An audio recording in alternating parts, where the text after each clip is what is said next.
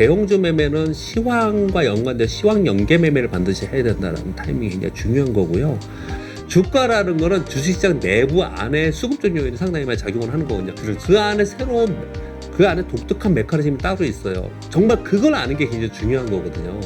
그래서 그 추석을 전후로 해서 시장에 큰 변화가 있는지 없는지 한번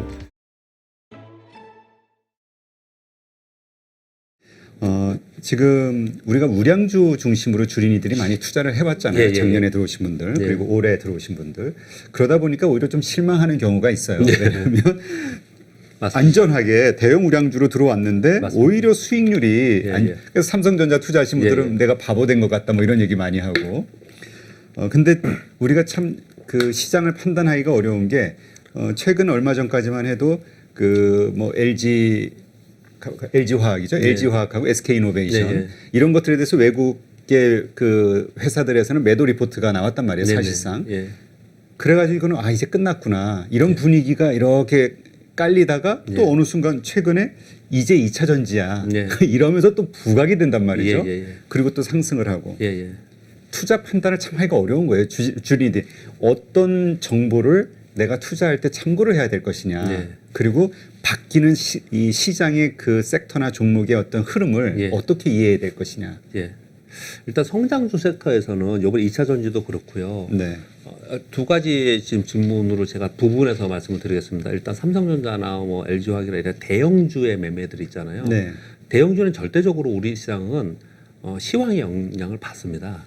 대형주들은 일단 삼성전자가 올라가는데 지수가 안 올라가요. 시가총액 비중이 40%나 되는데 걔네들이요. 하이닉스나 얘네들이 당연히 얘네들이 올라가는 거잖아요. 그런데 시장이 못 올라 시장을 팔아. 외국인들과 연기금 시장을 팔아. 그러면 삼성전자가 아무리 좋아도 계속 얘네는 40%예요. 네. 얘네들이 팔 수밖에 없는 거지 않습니까? 그러니까 얘들이 눌려 있는 거예요. 그러니까 대형주 매매는 시황과 연관된 시황 연계 매매를 반드시 해야 된다는 타이밍이 굉장히 중요한 거고요. 근데 이제 이 뭐 삼성전자 빅사이클이다 반도체 빅사이클이다 그러는데 왜 이렇게 못 오르냐? 이건 시장 자체가 지금 박스권에 있기 때문에 그렇다라고 저는 판단을 하고 있고요. 그 다음에 시장이 레벨업 돼가지고 여기서 맨날 3,100에서 3,300인데 뭐 3,500 여러분들이 맨날 고대하시는 4,000원 만에 간다.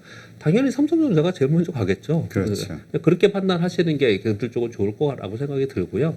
그리고 두 번째 섹터에서 뭐 반도체 빅사이클 얘기를 했고 그 다음에 배터리 뭐 빅사이클 얘기를 했고 배터리 중에서도 LG화학과 SK이노베이션 뭐 두산 굉장히 각광을 받았지 않습니까? 그런데 이들이 어느 정도 가고 우리는 막 열광하고 있는데 남들은 막 매도 리포트하고 팔고 기관들은 그랬지 않습니까? 근데 이거는 어떻게 여러분 좀 이해하시는 주식 투자를 하실 때는 항상요 우리가 마음이 급해서 그래요. 저는 S커브 이론을 항상 말씀을 좀 드리는데요. 어떤 신산업이 있는데 신산업이 각광을 받기 시작하면 이렇게 축 떠요. 주가가 기대감에서 막 뜹니다.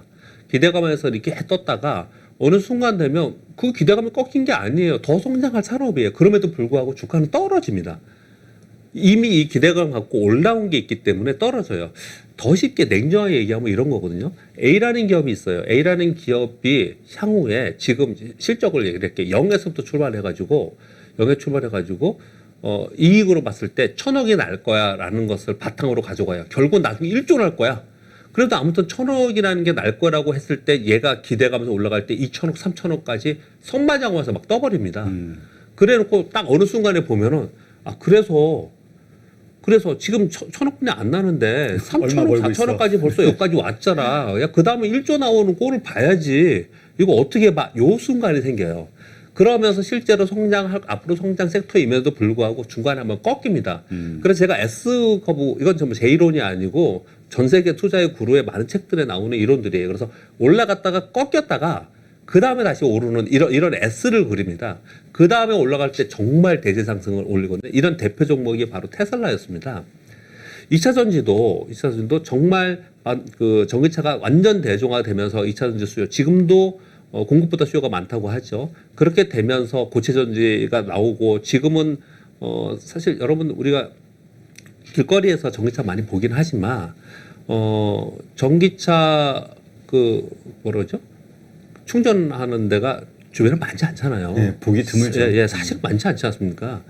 이제 그런 게 대중화되는 순간이 되면 비로소 이렇게 S에서 크게 올라가는 이런 게 발생이 되는 거군요. 그 사이에 이런 게 한 번씩 꺾인다라는 걸 인식을 해야 되는데 우리는 그거를 잘 속거나 실패하는 경우는 왜 그러냐면요. 그러면 이 산업이 SK이노베이션, LG화학이 꺾였냐? 실제로 주가 떨어졌지 않습니까? 그렇죠. 근데 여러분들 그 애널리스트의 자료들을 보면은요.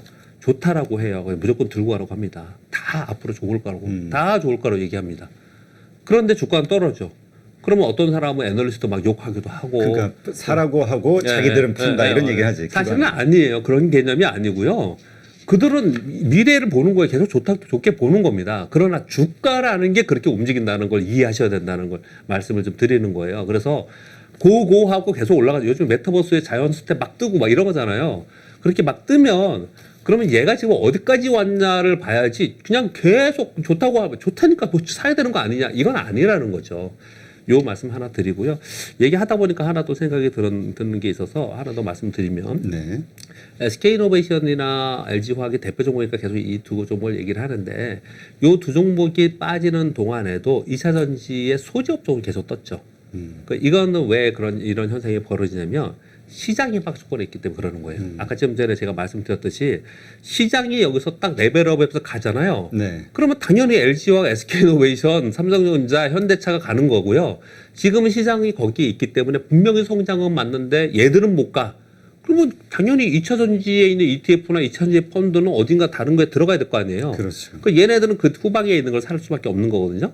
그렇기 때문에 요즘 잘 보시면 오늘 테크형도 폭등하던데 반도체 그대로 있는데 테크형은 폭등하고 유진테크 올라가고 이런 게 올라간단 말이에요. 즉 맨 끝에 있는 하이엔드에 있는 제품 완제품 업체들은 멈춰져 있는데 중간 후방에 있는 중간재들이 올라가는 시장이 박스권 시장에서 이루어집니다. 지금은 그런 시장이라고 이해하시면서 여러분들이 거래를 하셔야 되고요. 한 가지 미리 팁을 좀 말씀드리면 요 말씀은 여러분 꼭 기억해 두셨으면 좋겠습니다. 맞는지 안 맞는지는 그때 가서 한번 확인해 보시고요. 저는 이 시장의 끝은 언제냐라고 판단하냐면요. 현대차, LG와 SK이노베이션, 삼성전자, SK하이닉스 얘네들이 다시 한번 지난 11월 1월처럼 그때처럼 다시 한번 급등을 하기 시작하면 이 시장 비로소 상투를 향해서 간다. 저는 개인적으로 그렇게 생각을 좀 하고 있습니다. 네. 지금은 얘들이 앞으로 못 올 거다. 그러면 정말 상투가 되는 거잖아요. 근데 지금은 그렇게까지 전반적으로 보는 입장은 아니다. 이렇게 생각합니다. 그렇다면 이제 뭐 수출주 혹은 뭐 대형 우량주 네. 이런 것들의 상승 기회는 아직 있다. 이렇게 이해해도 되겠네요. 그렇죠. 그렇죠. 그렇게 그러니까 많은 분들이 좀 답답해하시는 게 예. 수출 지표 매달 발표하는 거 보면 전달보다 항상 좋고 좋죠. 좋단 말이에요. 자동차 지금 말씀드렸는데 자동차 뭐 최대 실적이라고 맨날 뉴스 나와요. 그대로 안 좋아. 주가는 네. 그대로야. 네, 지금 그러고 있는 상황입니다. 아니 그리고 사실 한 달 전만 해도 예. 지금은 2차 전지를 뭐 이렇게 흐름이 대세지만 네.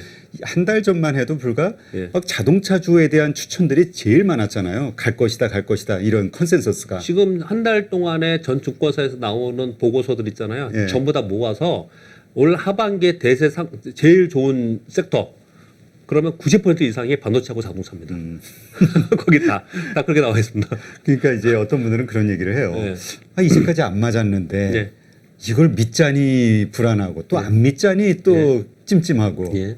어떻게 이거를 그 대처를 해야 되느냐. 예, 그래서 그런 개념에서는 제가 저보다 선배들도 많이 있지만 저도 주식시장에서 선배 축에 낍니다.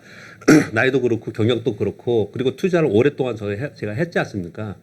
여러분 그냥 제 의견을 좀 이렇게 와 저렇게도 생각하는구나라고 한번 들어보셨으면 좋겠는데요. 무조건 반대하지 마시고 그런 생각이 좀 드는데요. 뭐냐면 우리 애널리스트들이 얘기하는 자료 석각들이 얘기하는 것하고 주식시장의 현실하고 무지하게 많이 달라요. 시차도 굉장히 많이 다르고요.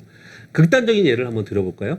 전 세계 투자의 그룹분들이 최근에 뭐 마이클 버리, 제러미 그랜섬, 레리 서머스, 제프리 건들라 이런 분들이 이 시장이 이제 이거 이제 곧 폭락한다고 다 얘기합니다. 그렇죠.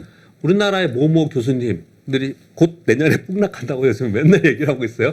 그래서 개인적으로 여러분들 막 그분들 욕하고 폄하하고 그러지 않습니까? 근데 그분들이 바보라서 그런 얘기를 할까요? 아니에요. 그분들이 저희보다 훨씬 더 현모하고 공부도 많이 하셨고 분명히 어떠한 데이터에 근거해서 그런 얘기를 했을 거라고 저는 생각을 합니다. 네. 근데 그분들하고 우리의 현실하고 괴리가 분명히 있죠. 괴리가 분명히 있죠. 그래서 우리는 그분들을 약간 폄하하면서 얘기를 합니다. 아니 알겠는데 그래 그 데이터에서 위험한 건 알겠는데 뭐 나도 알겠어. 근데 그 언제 빠지냐고 그랬더니 아까 말씀드렸던 미국의 그분들이 뭐라고 그랬냐면 언제인지 모르겠대요. 그 자료들 보면 그렇게 써 있거든요. 언제인지 모르겠다. 그렇지만 위험하니 조심해라 이렇게 얘기를 하는 거거든요. 그렇게 시차가 있는 거 우리 웃으면서 얘기하지 그렇죠. 똑같아요. 애널리스트에 나온 자료들 있잖아요. 그 자료들이 그 애널리스트들은 그 기업을 가장 잘 아는 사람들이에요. 정말 자주 다니고 그 기업에 잘 압니다. 그 기업을 커버링 한다고 하죠. 자주 그렇죠. 다니면서 기업 탐방을 하고 그러거든요. 그런데 그 사람이 희망과 그리고 이 기업 주가가 언제쯤 오르고 언제쯤 내리느냐에 대해서 아느냐? 아니에요. 그러면 애널리스트 다 떼돈 벌었고요. 그리고 기업의 CEO가 자기네 주가를 언제 오르고 언제 빠질 거라고 그럼 제일 잘 알아야겠네요. 안 그래요. 안 그렇지 않습니다. 주가라는 거는 주식시장 내부 안에 수급적 요인이 상당히 많이 작용을 하는 거거든요. 그렇죠. 그 안에 새로운 그 안에 독특한 메커니즘이 따로 있어요. 정말 그걸 아는 게 굉장히 중요한 거거든요. 그러니까 지금 말씀하신 것처럼 이런 보고서가 나왔어. 아 그렇구나. 그러면 그건 우리가 매수 매도하는 타이밍의 자료가 아니고요. 우리가 매수 매도할 종목의 근거예요. 근거. 기본적인 자료인 거지. 내가 실제로 매매하면서 내가 수익을 내는 건 좀 다른 거죠. 그래서 이런 얘기를 하지 않습니까? 좋은 기업이 좋은 주식은 아니에요. 좋은 기업과 이 결국 좋은 주식이 되는 타이밍이 있는 거거든요. 내가 이 타이밍을 모르겠어 하는 사람들은 어떻게 해야 돼요? 사가지고 무조건 기다려야 돼요. 사가지고 무조건 기다릴 수밖에 없는 겁니다. 근데 내가 조금 더 사가지고 그게 1년 후일지 2년 후일지 모르는 거잖아요. 그러니 그 타이밍을 조금이라도 더 공부하려고 하는 그 주식시장의 메커니즘 그리고 매매 타이밍 이런 걸 조금 더 공부해서 거래를 하는 것이죠. 그런 차이가 좀 있다라고 말씀드리겠습니다. 네. 그러니까 그런 섹터라든가 왜 그거를 좋게 보는지 종목이나 섹터에 대해서 네. 산업에 대해서 좋게 보는지 혹은 안 좋게 보는지 그 근거. 예. 그러니까 그런 얘기도 하시더라고요. 애널리스트의 어떤 기대감 이런 섞인 이런 것들은 빼고 네. 그냥 철저한 팩트를 중심으로 네. 스터디를 하는 게 좋다 이렇게 하시는 분들이 당연히 있더라고요. 그렇게 좀 봐야겠죠. 그 부분은요. 애널리스트 자료 냈다고 그 주가 뜨는 거 그건 정말 순진한 생각입니다. 예. 그렇다면 예. 지금 말씀하신 대로 지금 장세에서는 예. 이렇게 전방이 대형 우량주, 네. 뭐 예를 들어서 SK이노베이션이라든가 LG화학이라든가 삼성 SDI라든가 이런 대형주보다 예. 그 후방 예. 중소형주를 사는 게 더 수익률 면에서 낫다. 지금 현재 이 구간에서는 그런 거죠. 그러니까 이제 저희 고객들이 제가 질문을 받으면 현실적인 답변을 한번 들어볼게요. 이제 이런 질문을 많이 하신다고요. 지금 삼성전자 갖고 있는데 후방에 있는 소부장 기업이 더 좋단 말이에요. 그렇죠. 그럼 그거 팔고 일로 와야 되느냐? 아, 굉장히 어려운 질문이죠. 여러분들 그렇죠. 진짜 현실적인 고민입니다. 이게 진짜 현실적인 고민이거든요. 근데 거기에는 그 분의 투자 성향 그리고 그 돈의 성향 급한 돈이냐 묻을 돈이냐 아니면 여윳돈이냐 이거에 따라 전부 다 개개인마다 다른 겁니다. 개개인마다 어떤 분은 나는 삼성전자 계속 들고 있어서 크게 손해 안 보고 안정적으로 해서 나는 그냥 뭐 한 10% 20% 삼성전자 여기서 뭐 만약에 진짜 10만 전자 되면 지금부터 10만 전자면 몇 %입니까 사실 꽤 되는 거지 않습니까? 네. 나는 나는 그냥 이거 할 거야 남들이 뭐 올라가 이러시는 분들이 있어요. 그러신 분들은 굳이 옮기면 안 됩니다. 사실은요. 그런 성향이 있는 분들이 있는 거고요. 아니 나중에 삼성전자 오르면 난 그때가 하더라도 난 지금 딴 거 빨리 급하게 움직였으면 좋겠어라는 성향이 있는 거고 그건 사람마다 전부 다 다르지 그렇죠. 않습니까? 그 성향에 따라서 다른 건데 저희들이 방송을 하고 나름 소위 그냥 전문가라고 하면서 여러분께 이렇게 설명을 할 때는 지금 삼성전자를 계속 외칠 수는 없잖아요. 지금 얘가 움직이고 있는데. 그렇죠. 그러니까 지금의 현실이 어떤 상황이라고 설명을 드리는 것이지 그 상황 속에서 내가 어떤 판단을 해서 어떤 매매를 할 거냐는 여러분들의 몫인 것입니다. 사실은. 그래서 그렇게 대답 드릴 수밖에 없는 것 같아요. 그러니까 이게 그 처음에 투자를 할 때는 정석 투자를 많이 생각을 하는 것 같아요. 네네. 새로 들어오시는 주린이분들. 예, 예. 아, 뭐 얘기 들어보니까 장기 투자가 괜찮은 것 같고 그 다음에 우량주 중심으로 하는 게 괜찮은 것 같고 네네. 그렇게 한단 말이죠. 네네. 근데 하다 보니까 이제 조금씩 시장을 이렇게 조금씩 알아나가다 보니까 아 요거 샀다가 여기서 수익 내고 끊고 또 이쪽으로 옮겨서 네. 그러니까 딱딱 타이밍이 맞으면 금방 돈 벌 것 그럼요. 같거든요. 금방 돈 벌죠. 만약에 그게 맞으면요. 예, 그러니까 그런 생각에서 한 종목을 가지고 있는다는 게 너무 답답하고 맞습니다. 또 수익률 면이 맞습니다. 이래서 과연 1년 동안 얼마나 수익률이 나겠는가. 그렇죠. 처음에는 한 7, 8%, 5% 예, 예. 괜찮아 이랬는데 예. 아, 그래도 주식하려면 한 예. 30% 50% 얻어야 되는 거 아니야? 이런 생각. 맞습니다. 예. 아 진짜 가장 잘 짚어주셨습니다. 그 생각을 내가 스스로 자꾸 제어를 해야 됩니다. 자기 생각을 제어를 해야 되는 게 외람되지만 진짜 재밌자고 하는 말씀 드리면요. 카지노 가보신 분들은 다 이해하실 것 같은데 보통 카지노 잘 안 가시죠? 근데 안 가시지만 카지노에 가면 거의 대부분 돈 다 잃고 오죠. 카지노가 돈을 벌지 않습니까? 그렇죠. 그 중에 몇 명만 돈을 벌고 잃고 오는데 왜 그러냐면 다녀본 사람은 아마 공감 다 하실 거예요. 또는 옆에서 그런 얘기 많이 들으셨을 거예요. 잠깐 가가지고 잠깐 거래해서 내가 조금 이익을 냈거나 거기에 만족하고 오는 사람들은 크게 잃지 않거나 돈을 거기서 조금이라도 벌어서 따서 오는 경우가 많아요. 그렇죠. 근데 죽기 살고를 거기서 계속 하고 있으면은 그러면 돈 다 잃고 나오는 다 잃죠. 거거든요. 이건 뭐 다 그냥 원칙이에요, 진짜. 이거는 뭐라고 해야 되죠? 그냥 동서고금의 뭐라고 표현해야 돼요? 망고불변의 진리? 네, 진리. 네, 진리죠, 진리. 주식 시장에서 말씀은 정확히 진짜 굉장히 좋은 말씀 해주신 것 같은데 저는 이제 증권업계 계속 있으니까요. 처음에는 은행 뭐 지금 제로금리지 않습니까? 그렇죠. 뭐 10%라도 뭐 괜찮을 것 같아라고 생각해서 1년간 쭉 있다가 10% 내면 되잖아요. 근데 저희 고객들 똑같아요. 와가지고 제가 한두 달 지났는데 계속 본전에 있어.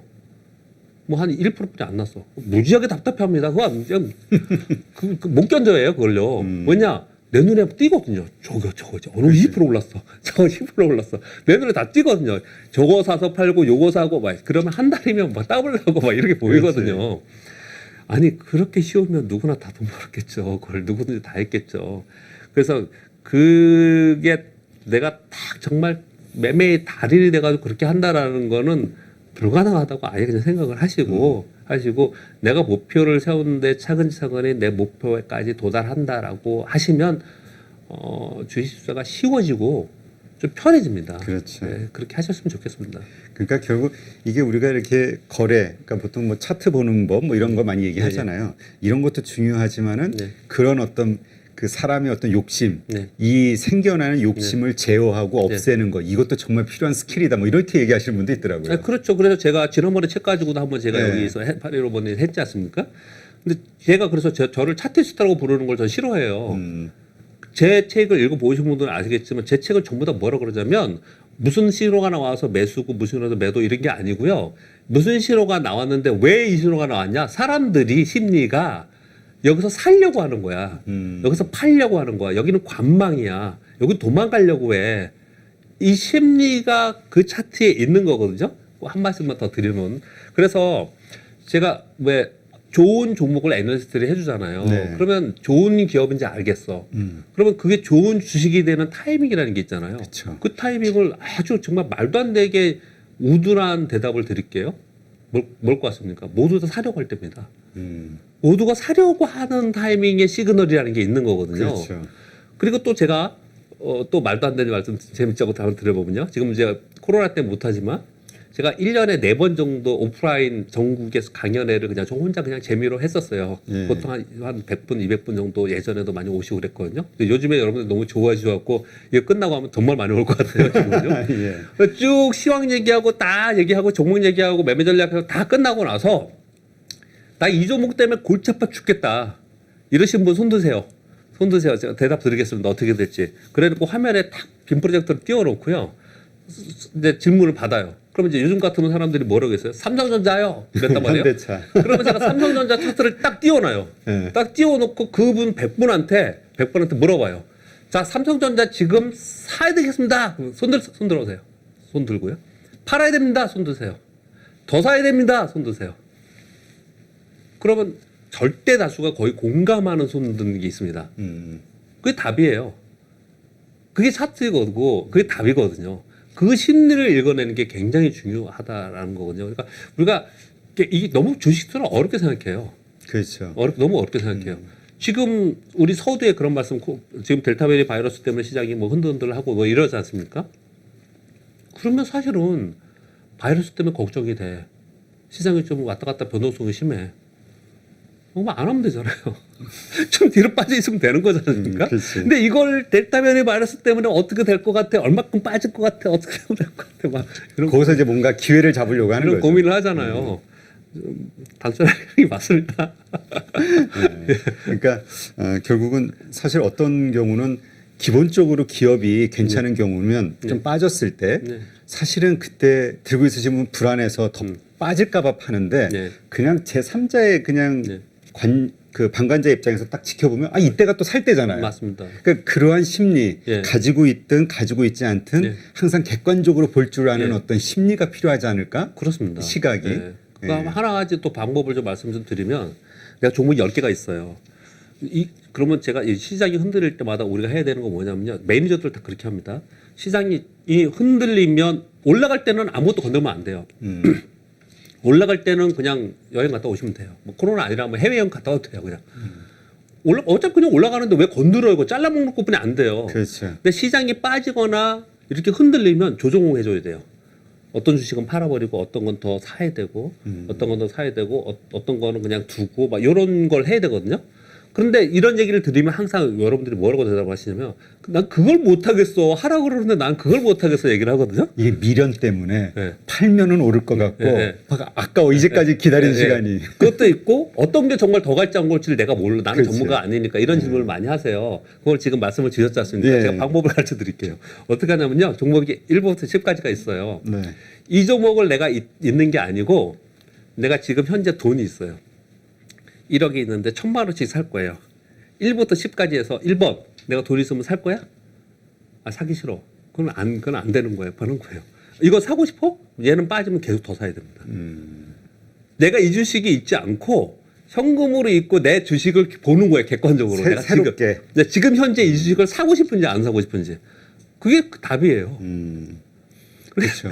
근데 들고 있으면 그게 자꾸 네. 그 뭐라 그럴까 이게 시각이 자꾸 안정적이질 않으니까 예, 예. 그거 예. 그래서 정말 우리 주식시장의 격언들이 예. 그냥 나온 게 아닌 것 네, 같아요. 맞습니다. 뭐 그 뭐죠? 뭐 의심의 벽을 타고 벽을 타고 뭐 상승한다. 예. 뭐 그 다음에 또 뭐죠? 뭐 또 좋은 말이 있던데. 하여튼 그런 것들 많이 족 같은 말이 많이 있죠. 근데 결국은 나중에 보면 다 그래요. 나중에 본성을 거슬러라. 예, 예. 예, 그렇군요. 그런데 일단 그 기본적으로 이제 지금 우리 주식시장, 예. 주식시장이 상승하지 못하는 이유를 아까도 계속 말씀하셨지만 이제 수급에서 찾으셨잖아요. 그만큼 사주는 사람이 없으니까 주체가 예. 외국인이 계속 매도만 하고 예. 개인들은 그거 그냥 받아내는 정도밖에 안 예. 되니까 그렇다면 우리 시장이 상승하려면 예. 외국인이 사주는 시점부터가 시작이 아니냐 예. 이렇게 생각할 수도 있잖아요. 사실은 그렇죠. 언제 들어올 지수 것이냐. 레벨, 지수 레벨은 지수가 레벨업 말씀을 드리는 건데요. 아마 네. 그거는 외국인이 그리고 기관이 다시 들어오는 시점이겠죠. 아무래도요. 외국인들이 들어오면 뭘 사겠습니까? 삼성전자. 사겠죠.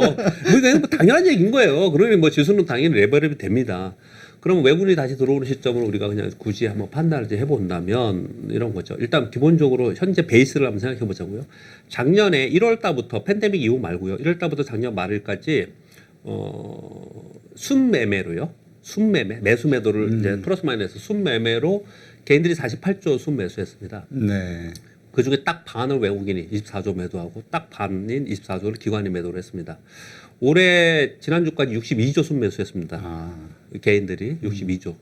어마어마하게 많이 하는 겁니다. 진짜 사실요. 엄청나게 샀네요. 예, 62조 순 매수했고요. 거기에 또 딱 반을 외국인이 매도하고 딱 반을 기관이 매도를 했습니다. 올해 특징은 뭐냐면요. 올해 연기금이 거의 20조 가까이 매도했습니다. 연기금 많이 엄청나게 했네. 매도를 많이 했습니다. 연기금이 이렇게 많이 매도한 건 뭐냐면 주가가 상대적으로 오르니까 전체의 자산 비중에서 주식이 올라갔기 때문에 그만큼 줄이는 과정에서 이만큼 내려온 거 이제 판 거거든요. 자, 여기에 답이 좀 있습니다. 첫 번째는요. 개인들이 계속해서 이렇게 계속 사줄 수 있느냐? 개인들이 힘이 빠지면 이거 주식시장 빠지는 거 아니야라는 이제 그런 생각을 많이 하시거든요. 그렇죠. 하시거든요. 근데 쉽게 빠지는 않을 것 같습니다.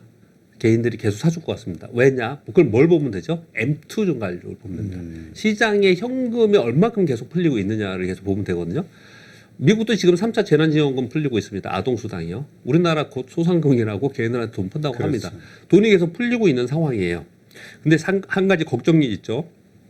우리나라 한국은행에서 이주열 총재께서 금리 인상한다라고 자꾸 그러는데 였네.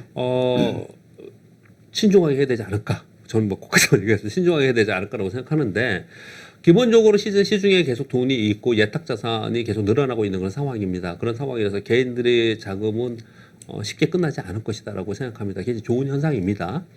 두 번째, 그러면 반대로 이들이 계속 개인들은 어떻든 그 규모는 줄더라도 계속해서 사준다라고 한다면 기관과 외국인들이 사줘야 되는 건데 그럼 기관은 사줄 수 있느냐? 기관이 사줄 수 있는 여력은 없는 것 같아요. 왜냐하면 개인들이 돈을 기관의 운용사에 투자를 해줘야 되는데 펀드나 이런 투자를 해줘야 되는데 오히려 빼서 직접 투자하고 있거든요. 그렇죠. 그거 쉽지 않아요. 지금 기관들의 그 바운더리가 운신의 폭이 크지 않습니다. 그리고 연기금에 투자를 해줘야 되는데 연기금도 투자를 그렇게 많이 해주지 않는 상황이고 그래서 국내 기관들의 움직임은 쉽지 않은 그런 상황이라고 보시면 돼요. 그러면 연기금만 따지고 보자고요. 연기금은 어떻게 할 거냐면요. 여기서 올라가면 계속 팔 거예요. 근데 비중이라는 게 뭐냐면 여러분 다 이해하시겠지만 다시 한번 말씀드리면 연기금이 대체 자산도 하고 주식도 하고 채권도 하고 해외 주식도 하고 해외 자산도 하고 쭉 있잖아요. 쭉 있는 상태에서 국내 주식 파트만 뭐 270조인가 뭐 그렇죠. 국내 주식 파트가 있는데 전체 비중에서 5%라고 칠게요. 5% 비중이었는데 딴 거는 가만히 있는데 얘가 올라가면 비중이 늘어나는 거잖아요. 그만큼 줄인 겁니다. 얘를. 그렇죠. 그만큼 줄이는 거예요. 그런데 잘 생각해 보세요. 얘 주가가 조금 조정을 보인다든지 아니면 딴 게 올라가면은 얘가 또 비중이 줄어드는 거죠. 그럼 주가가 안 올라간다 하더라도 여기서 더 올라가지 않는다 하더라도 또는 더 빠지지 않는다 하더라도 연기금은 어떤 순간에는 도로 사는 순간이 생겨요. 그래서 연기금은 여기서 지금 3,200포인트 위에서 이렇게 계속 왔다 갔다 위아래에서 왔다 갔다 하는데 지난번에 보니까 3,100포인트 아래 떨어지면 3,050포인트 되면은 안 팔고요. 그 아래 떨어지면 사더라고요. 이 비중 때문에. 즉 연기금은 어떤 역할을 할 거냐?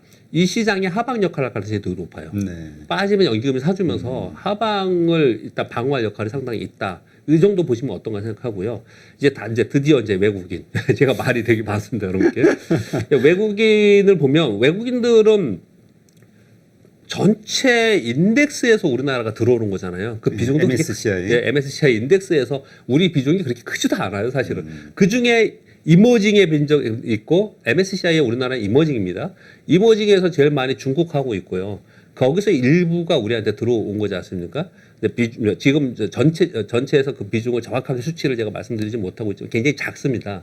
거기서 아주 작은 금액이 더 늘었다 줄었다 이렇게 하고 있는 거거든요. 근데 그동안에 또 올해 경험을 볼 때 외국인들은 어떻게 하냐면요. 우리나라 경기 사이클에도 많이 거래를 하지만 그보다는 글로벌 전체 경기에서 약간 위험하다라고 보면 빼고. 그래서 우리 그런 얘기 많이 하잖아요. 우리나라가 한국 주식시장이 코스피 시장이 외국인들 저급 통장이냐? 그러니까 넣었다 뺐다 맨날 그런다고 그런 얘기 많이 하지 않았습니까? 그렇죠. 그래서 전체적으로 좀 위험하다 싶으면 좀 빼고 전체적으로 좋다 생각하면 이렇게 들어오고 이렇게 많이 하거든요. 그러니까 실제로 외국인들이 들어오는 상황은 어떤 상황이 되어야 되냐면 요번 이제 델타 바이러스 요거 지금 이제 넘어가고 우리 맨날 얘기했던 경기가 회복에서 확장으로 되는 확인이 돼야 되거든요.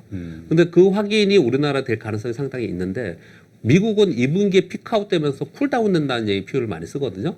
근데 우리나라는 2분기보다 3분기의 실적이 더 좋아요. 기업들이. 그래서 우리나라 실적이 좋아진다는 얘기는 왜 그런 현상이 벌어졌냐면은 우리나라는 백신 접종률이 그들보다 늦었습니다. 이제 늦게 하고 요번에 또 델타 변이 때문에 엄청나게 지금 빠른 속도로 맞고 있습니다. 어떻든 백신만 영국 지금 안 맞는다고 난리잖아요. 그렇죠. 웃기는 나라죠. 우리가 생각할 때는. 그런데 우리들이 빨리 맞고 싶은 거예요. 지금은 나오기만 하면 저도 새벽 2시에 일어나고 해가지고 다다음주에 지금 맞는데 빨리 맞고 싶은 거예요. 이게 접종률이 높아지면 높아질수록 요번에 그 변이 바이러스로 인해서 많은 사람들이 경각심을 얻고 있지 않습니까? 그렇죠. 그래서 지금 조심하지 않습니까? 그러면서 우리 3분기의 기업 실적과 이 경기 지표들은 좋아질 가능성이 상당히 높거든요. 외국인들은 절대적으로 그 수치에 따라서 움직입니다. 그런 순간이 되면 외국인들은 다시 들어올 가능성이 상당히 있다라고 저는 생각을 합니다. 그런 상황이 되면서 그 국가의 경기 지표가 좋아지고 기업 실적이 좋아지면 환율은 강세가 되는 거죠. 거기에 지금 우리 한국은행에서 금리 인상 카드를 지금 만져거리고 있기 때문에 원하는 강세가 될 가능성이 있어요. 그러면 외국인들 들어옵니다. 그래서 외국인들이 들어오는 그런 순간은 기대해 볼 만하다라는 거죠. 그런데 제가 지금 기대라는 표현은 뭐냐면 지금 말씀드리는 게 그렇게 됐으면 좋겠다라는 거잖아요. 지금 그렇게 돼야 되는 예, 거예요. 우리 분석이잖아요, 이건요. 그렇죠. 근데 그 중간에 어떤 뭐 이벤트가 발생이 돼가지고 그렇게 안 되면 안 되지 않습니까? 그래서 지금 우리는 뭘 해야 되느냐? 제가 보기에는 박영수 씨 잘 지켜야 됩니다. 빨리 맞아야 됩니다. 빨리 맞아야 됩니다. 네.